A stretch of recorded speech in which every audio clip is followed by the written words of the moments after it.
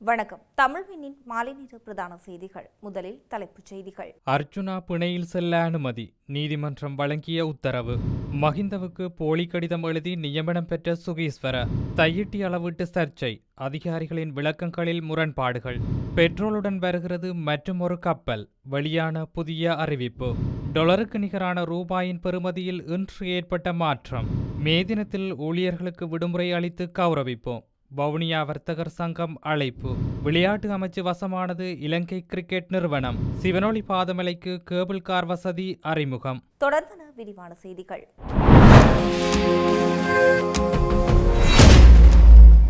கைது செய்யப்பட்டு விளக்கமறியலில் வைக்கப்பட்டிருந்த நாடாளுமன்ற உறுப்பினர் ராமநாதன் அர்ச்சுனாவுக்கு பிணையில் செல்ல நீதிமன்றம் உத்தரவிட்டுள்ளது.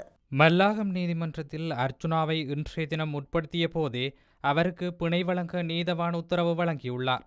தலா 2 லட்சம் ரூபாய் பெறுமதியான 2 சரீர பிணைகளில் செல்ல நீதிமன்றம் உத்தரவிட்டுள்ளது. கடந்த 25ஆம் தேதி யாழ்ப்பாணம் பெரியவிளான் பகுதியில் இடம்பெற்ற காணி தகராறின் போது பெண்ணொருவரை துப்பாக்கியை காட்டி அச்சுறுத்திய குற்றச்சாட்டின் பேரில் இவர் கைது செய்யப்பட்டமை குறிப்பிடத்தக்கது. ரத்தினபுரி மாவட்டத்தில் உள்ள அனைத்து மகாதேரர்களின் கையொப்பங்கள் என கூறி ஆவணங்களை போலியாக தயாரித்த சம்பவம் தொடர்பில் சுகீஸ்வர பண்டார மீது குற்றச்சாட்டு ஒன்று முன்வைக்கப்பட்டுள்ளது. சுகீஸ்வர பண்டார முன்னாள் ஜனாதிபதி மஹிந்த ராஜபக்ச மற்றும் பௌத்த விவகாரங்களுக்கான ஆணையாளர் ஆகியோருக்கு கடிதம் எழுதி அதன் மூலம் போலி நியமனத்தை பெற்றிருந்தது தெரியவந்துள்ளதாக குற்றச்சாட்டில் குறிப்பிடப்பட்டுள்ளது. இந்த குற்றச்சாட்டை தென்னிலங்கை ஊடகங்கள் பின்வருமாறு விளக்கியுள்ளன. இரத்தினபுரி மாவட்டத்தில் உள்ள அம்மடுவ குடா சிறிய கதிர்காம தேவாலயத்தின் பஸ்நாயக்க நிலைமை பதவியை பெறுவதற்கான அந்த போலி ஆவணம் தயாரிக்கப்பட்டுள்ளது. இது குறித்து 2010 ஏப்ரல் 9 அன்று குற்றப்புலனாய்வுத்துறையிடம் ஒரு முறைப்பாடு அளிக்கப்பட்டுள்ளது. அந்த முறைப்பாட்டை ஆய்வு செய்ததில் சப்ரகம மாகாணத்தின் முன்னாள் ஆளுநரான சுகீஸ்வர பண்டாரவின் மூத்த சகோதரரான ஜனகபிரியந்த பண்டாரவின் அதிகாரங்களும் பயன்படுத்தப்பட்டிருந்தது தெரியவந்துள்ளது.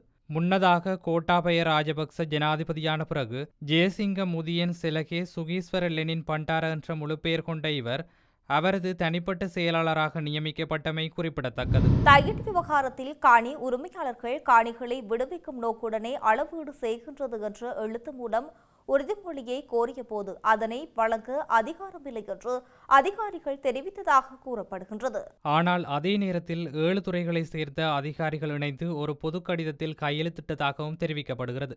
எழுத்து மூலம் உறுதியளிக்கும் அதிகாரம் இல்லையெனில் இத்தகைய கூட்டு கடிதத்தில் கையெழுத்திடப்பட்டது எந்த அடிப்படையில்? மேலும் காணி உரிமையாளர்கள் கேட்டபடி ஒரு திணைக்களத்தின் கடித தலைப்பில் உறுதிமொழி வழங்க முடியாது என அதிகாரிகள் கூறியுள்ளனர்.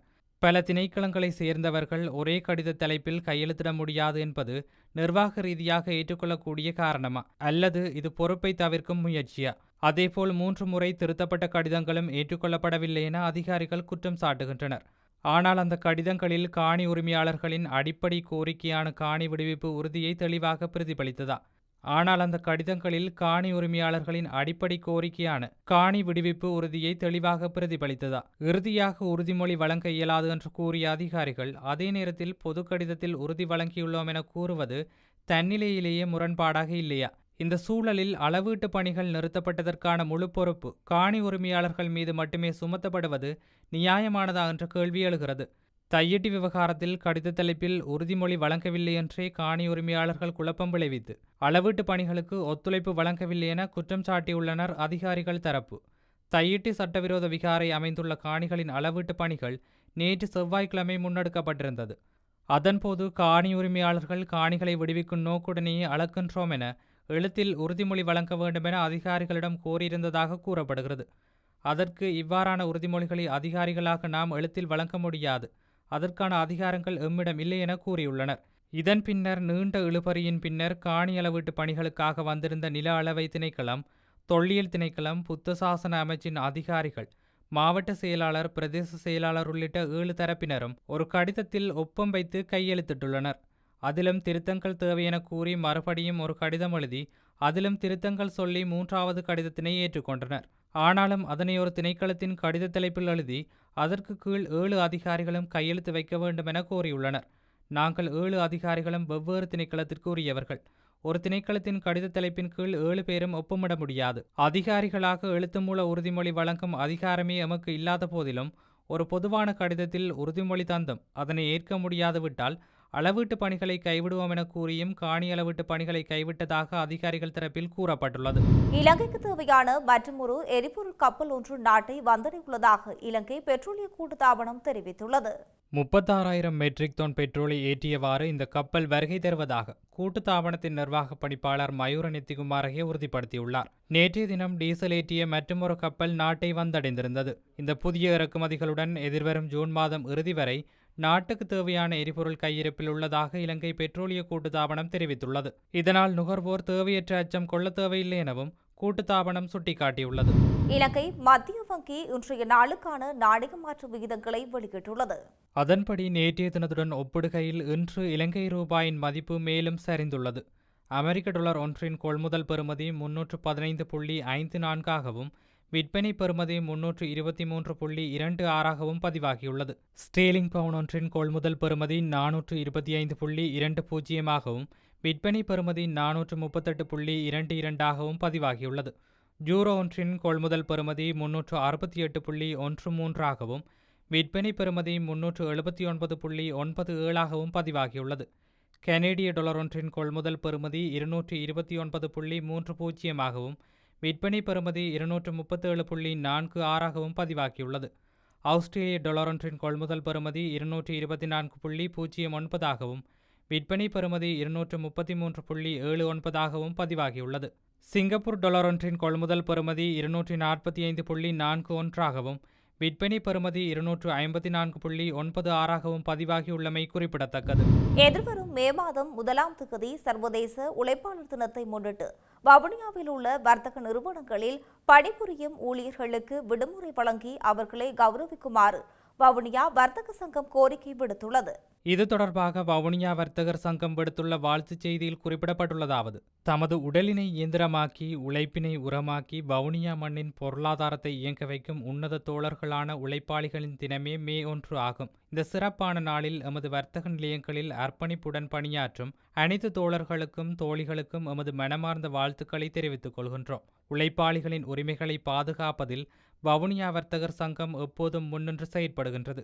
அந்த வகையில் இந்த உழைப்பாளர் தினத்தை முன்னிட்டு உங்கள் வர்த்தக ஸ்தாபனங்களில் பணிபுரிகின்ற ஊழியர்களுக்கு உரிய ஓய்வினை வழங்கி அந்நாளில் அவர்களை மகிழ்ச்சிப்படுத்துமாறு அனைத்து வர்த்தகர்களையும் அன்புடன் கேட்டுக்கொள்கின்றோம் என்று இவ்வாறு அந்த அறிக்கையில் தெரிவிக்கப்பட்டுள்ளது. வர்த்தகர் சங்கத்தின் இந்த முன்னெடுப்பானது வவுனியா பகுதி உழைப்பாளர்கள் மத்தியில் பெரும் வரவேற்பை பெற்றுள்ளது. இலங்கை கிரிக்கெட் நிறுவனத்தின் தலைவர் ஷமி சில்வா மற்றும் அதன் செயற்குழு உறுப்பினர் தமது பதவிகளை விட்டு விலகிய நிலையில் அந்த நிறுவனத்தின் நிர்வாகத்தை விளையாட்டு அமைச்சு உடனடியாக நடைமுறைக்கு வரும் வகையில் பொறுப்பேற்றுள்ளது. விளையாட்டுத்துறை அமைச்சர் சுனில்குமார கமகே இந்த பதவி விலகலை ஏற்றுக்கொண்டதை தொடர்ந்து இந்த நடவடிக்கை எடுக்கப்பட்டுள்ளது. 1973ஆம் ஆண்டின் 25ஆம் இலக்க விளையாட்டு சட்டத்தின் 31 மற்றும் 34 ஆகிய பிரிவுகளின் கீழ் அமைச்சருக்கு வழங்கப்பட்டுள்ள அதிகாரங்களுக்கு அமைய இலங்கை கிரிக்கெட் நிறுவனத்தின் நிர்வாகம் தற்காலிகமாக இளைஞர் விவகாரம் மற்றும் விளையாட்டு அமைச்சின் கீழ் கொண்டுவரப்பட்டுள்ளதாக அறிவிக்கப்பட்டுள்ளது.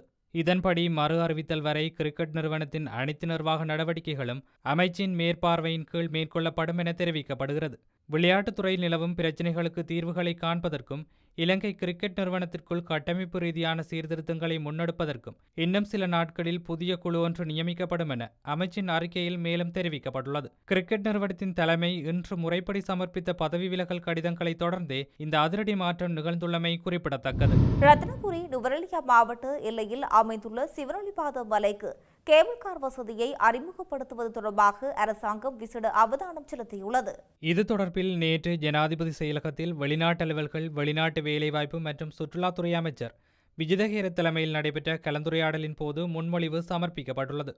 உள்நாட்டு மற்றும் வெளிநாட்டு சுற்றுலா பயணிகளின் வசதியை கருத்தில் கொண்டும் சுற்றுலாத்துறை உட்கட்டமைப்பை மேம்படுத்தும் ஒரு பகுதியாகவும் இந்த திட்டம் அறிமுகப்படுத்தப்பட்டுள்ளது. மேலும் சிவனொளி பாதமலைக்கு மேலதிகமாக நுவரெலியா, கிகிலியமான மலையுச்சி மற்றும் பதுளை எல்ல பிரதேசங்களிலும் கேபிள் கார் வசதியை ஏற்படுத்துவதற்கான சாத்தியம் குறித்தும் நேற்றைய கலந்துரையாடலின் போது விசேட கவனம் செலுத்தப்பட்டுள்ளது. குறித்த பகுதிகளில் சாத்தியவள ஆய்வுகளை மேற்கொள்ளவும் அனுமதி பெற்றுக்கொள்வதற்கான நிறுவனங்களிடம் அதற்கான சமர்ப்பணங்களை மேற்கொள்ளவும் இந்த கலந்துரையாடலின் போது தீர்மானிக்கப்பட்டுள்ளது. செய்தி நிறைவாக மீண்டும் தலைப்புச் செய்திகள். அர்ச்சுனா பிணையில் செல்ல அனுமதி, நீதிமன்றம் வழங்கிய உத்தரவு. மஹிந்தவுக்கு போலி கடிதம் எழுதி நியமனம் பெற்ற சுகீஸ்வர. தையிட்டி அளவீட்டு சர்ச்சை, அதிகாரிகளின் விளக்கங்களில் முரண்பாடுகள். பெட்ரோலுடன் வருகிறது மற்றும் ஒரு கப்பல், வெளியான புதிய அறிவிப்பு. டாலருக்கு நிகரான ரூபாயின் பெறுமதியில் இன்று ஏற்பட்ட மாற்றம். மே தினத்தில் ஊழியர்களுக்கு விடுமுறை அளித்து கௌரவிப்போம், வவுனியா வர்த்தகர் சங்கம் அழைப்பு. விளையாட்டு அமைச்சு வசமானது இலங்கை கிரிக்கெட் நிறுவனம். சிவனொளி பாதமலைக்கு கேபிள் கார் வசதி அறிமுகம். இத்துடன் தமிழ்வினின் மாலை நேர பிரதான செய்திகள் நிறைவடைகின்றன. செய்திகளை உடனுக்குடன் அறிந்து கொள்ள தமிழ்வின் என்ற யூடியூப் பக்கத்தினூடாக இணைந்திருங்கள். வணக்கம்.